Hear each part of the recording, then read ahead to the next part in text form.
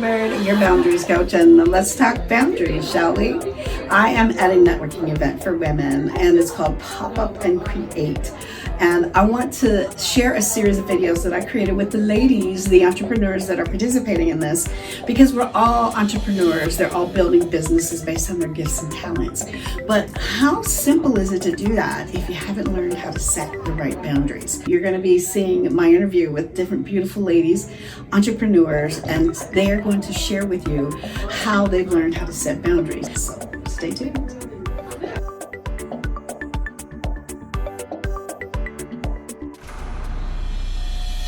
All right. Okay, this is Pamela Bird. You know me, and Let's Talk Boundaries, your boundaries coach. And today I am at this amazing event, Pop Up and Create. And guess what? I'm a beautiful designer. Her name is India. So, thank you so much for having me. So, some of the important boundaries that I have to set to thrive is A, if I see any negative comments or any negative vibe or negative energy, I would just keep on smiling and always be happy and make sure that, okay, it's not going to ruin my day, it's not going to ruin my peace, and yeah. Well, you know what that is? Actually, it's an internal boundary. You decided that you're not going to let anybody steal your joy. Yes. And when you walk around with that type of persona, that type of aura, and that energy, then you repel the negativity. And so you might notice that you're not experiencing as much negativity as you may have in the past because you made an internal boundary that says, I will not accept that. So congratulations on that. And I'm sure that your business is flourishing doing what you love to do just because you learned how to set the internal boundary that creates the energy that lets people know, hands off, I'm not for that drama.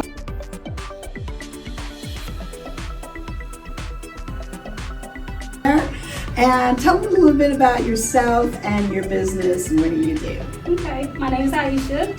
The name of my business is Coretti and Design. You can find my business on all social medias with the same name, and it's CREATTIEANN Designs. I make crochet, swimwear, and resort wear. And I also do bags and earrings, but that's my main is crochet, swimwear, and resort wear. Right. So we just immediately connected because of the crochet. But I just want to ask her a question because I'm talking to all of the entrepreneurs here about what it's like to set boundaries in your business. In order for you to be successful, we all have to set boundaries. Yes. So let me talk about the time that you spend in your business because your time is key. How do you make sure that you set parameters around the time that you make possible for you to create without having the distractions getting in the way? Well, I work also, so I have a regular job. I'm an administrative assistant for a nonprofit. Mm-hmm. So I do that also. And I also have a family. Mm-hmm. So for me, I always try to find time for me to create because it's just in my everything. If I'm not creating something, it drives me crazy. So it keeps me calm. It's my stress relief. Absolutely. So that's what I do is I crochet to keep stress away. And how does your family deal with that? They know they see me. Go the other way. Leave me alone. Go the other way. let me get this little few minutes of myself doing what I'm doing because when I'm mommy, you know, you deal with the kids, husband, and all that stuff. And then when you crocheting, that's me and my time. Mm-hmm. And I always try to make sure I take that every day, Mm-hmm. at least once a day.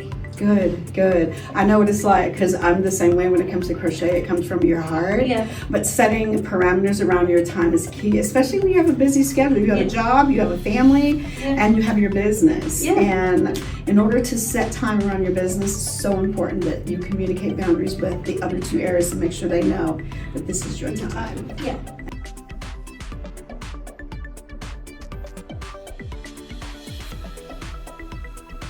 I am sitting here with Ashley. And you know what? We've had an amazing conversation so far. We came up with some pretty interesting topic that I wanted to share, that I wanted her to share. And that's about what it means to be people please. What are some of the stories that we tell ourselves when we know we need to set boundaries, but there's that fear of what the outcome is going to be when we have a conversation. So talk to us a little bit about what you've learned about people pleasing and minimizing that and understanding what the outcome could be and how to accept that outcome. Okay, so I think typically I've learned to people please, especially when I was younger, because I wanted attention from caregivers in a way that I did not know how to ask for.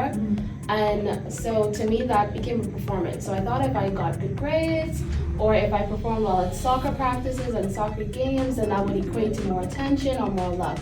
So as I grew up, I realized that I was translating that behavior into friendships and into relationships, and it wouldn't be where these were things that I may wanted to do for myself or that made me happy doing, but I thought it would make other people happy doing, so that's why I did it.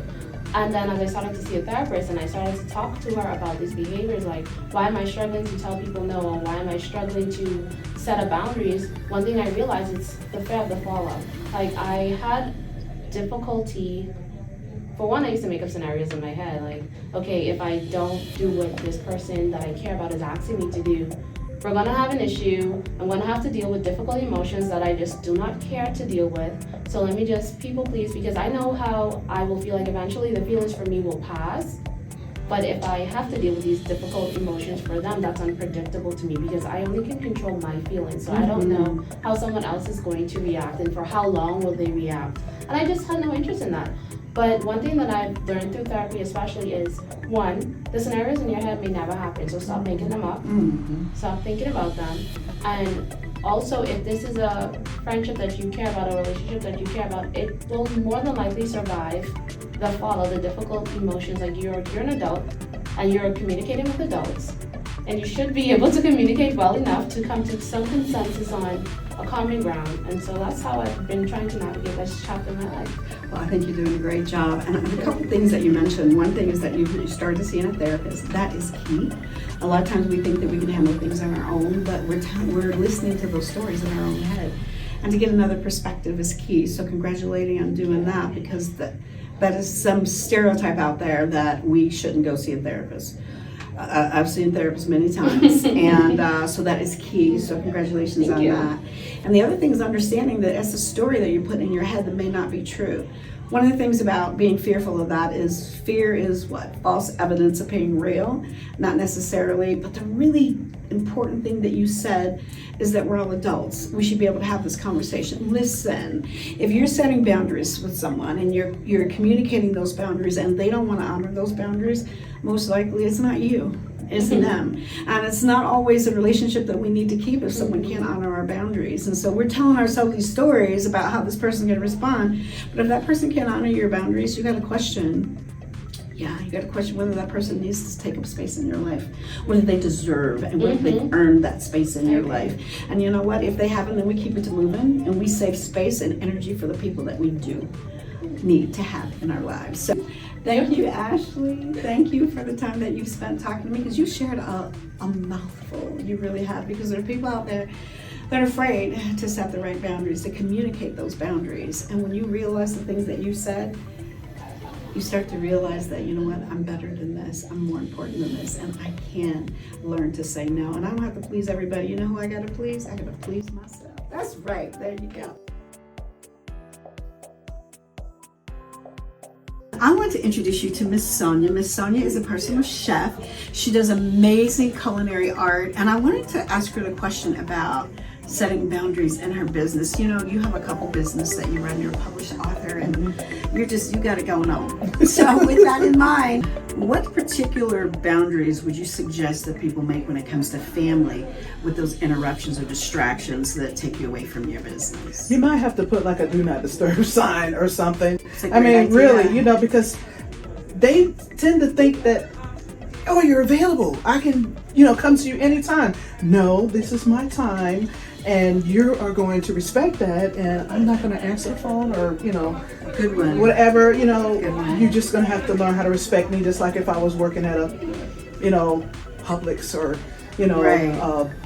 Whatever, Bank of America or something like that. You have to respect that. And, they get it. They'll fall in line eventually. And, I mean, it's just always nice to have mom or grandmom available and stuff like that. And, you're going to have to wait until it's time. That time. That is great. Yes. Thank you for saying that, because family boundaries are key. And if you're not sure how to set those boundaries, give me a call. I'm your girl. I'm your boundaries coach, and let's talk boundaries, shall we?